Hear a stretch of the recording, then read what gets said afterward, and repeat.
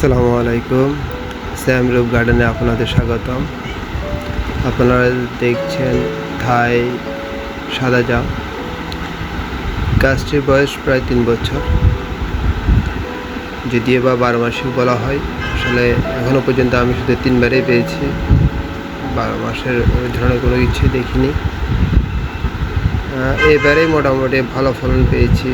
এ নিয়ে 3য়বারে হারভেস্ট করতেছি।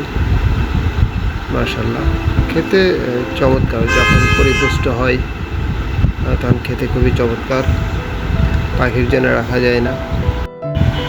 তো চাইলে আপনারাও আপনাদের বাগানে একটি থাই সাদা জাম রাখতে পারেন। তেতুরেকেই আল্লাহ হাফেজ। ভালো থাকবেন, সুস্থ থাকবেন, লাইক কমেন্ট শেয়ার করবেন। আল্লাহ হাফেজ।